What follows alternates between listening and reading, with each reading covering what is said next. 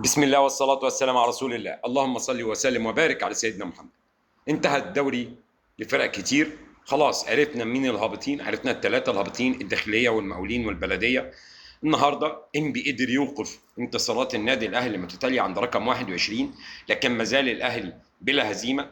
ما زال الاهلي بيعمل ارقام جديده. الارقام الجديده اللي هو بيعملها انه الاهلي يبقى فيه لاعب هداف الدوري، ومن زمان الاهلي ما كانش عنده لاعب هداف دوري، وان اسامه ابو علي يقدر يحقق الهداف. ده لقب متميز لاسامه ابو علي في اول نص موسم يكون موجود، هو كمان ما كانش موجود في الموسم من اوله، فده انجاز. الاهلي قادر يبين الناشئين، الاهلي قادر يبين ان كهربا واقف على رجله. قفشه ما زال هو الكمانجه اللي بتعزف. ما زال الاهلي، احنا النهارده شفنا كمان احمد عبد القادر بيغيب عن النادي الاهلي، لكن الاهلي ما زال واقف على رجليه. اللعيبه الشباب قادره تاخد، ما بتتحرقش. وعايز اقول لكم ان هو ده الفرق ما بين الموسم اللي لعب فيه سواريش مع النادي الاهلي المدير الفني النادي الاهلي البرتغالي، واللي بيعمله النهارده سامي قمصان. التطعيم ده شيء مهم، انك تطعم الفرقه، وان الفرقه اصلا جايه من مكسب، ومكسب بيكمل مكسب. ما بيخلي الفرقه حتى الولاد الصغيرين واقفين على رجليهم، ممكن يغلطوا والناس تتقبل الغلط بتاعهم والناس تتقبل اخطائهم. بنشوف الجون مخلوف قادر يسد وقادر يكمل حتى لو عنده اخطاء، حتى لو عنده خطا في المباراه اللي فاتت زي ما احنا شفنا، لكن قادر يبقى واقف. المكسب بيساعده، الرجاله اللي موجوده معاه حواليه بتساعده. الشباب محتاج فعلا حد. ده فارق ما بينه وما بين نادي الزمالك. انا بشوف ان جوميز بيحرق الولاد. اللعيبه في الزمالك عنده لعيبه ناشئين، لعيبه كويسين، بس ما كانوش محتاجين يتحرقوا. واحسن قرار دلوقتي بعد ما انا بنتفرج على الماتشات اللي بتتلعب، ان الاهلي فعلا ما كانش ينفع يكمل الكاس باللعيبه الناشئين بس، حتى لو عايز يطعمهم باللعيبه الكبيره اللي بتلعب في الدوري. اللعيبه الكبيره دي ما كانتش هتلاقي وقت بعد كده ان هي ترتاح فيه، لان برضو الاحمال التدريبيه دي برضو مش اجازه. انت برضو بتدخل موسم، بتلحم في موسم، بتلحم في مسابقات، وما بتعرفش مين اللي يصاب من الاساسيين، مين يتصاب، امام يبقى مصاب، لاعب مصاب، مروان، فمحتاج قفشه. فلازم اللعيبه دي كلها تكون مرتاحه.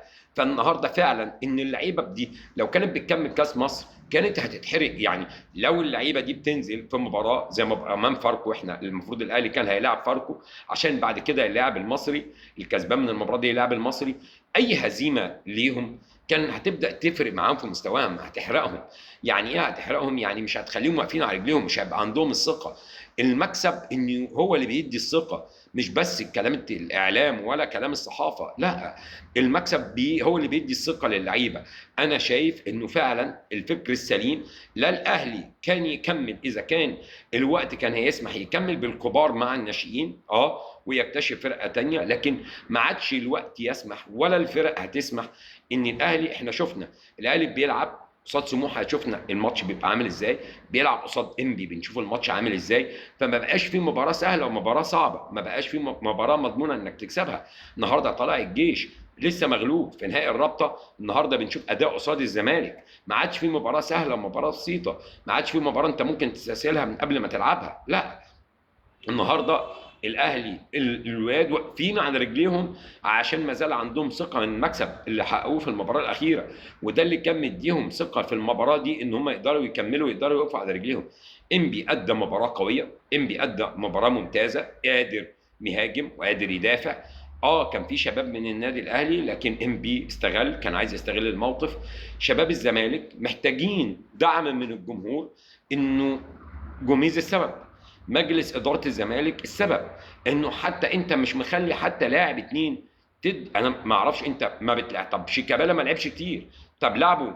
انت مريح عبد الله السعيد، مريح ناصر ماهر، لاعب شيكابالا من الاول. شيكابالا يقدر ياخد اللعيبه، مهارته تقدر مهاره واثنين، مرقصه واثنين وثلاثه، حركه واثنين وثلاثه، تدي روح معنويه عاليه للعيبه وهم موجودين، يحسوا ان هم فرقه تقيله. انا شايف ان اللي ظالم الزمالك اكتر من مجلس الاداره. لا، انا شايف ان جوميز حتى لو عايز يريح اللعيبه وعايز يدي لعيبه اجازه، لازم يبقى عارف مين اللي مش محتاج اجازه، مين اللي ما لعبش كتير، ويبدا يستغله، يبدا يخلي الولاد يقفوا.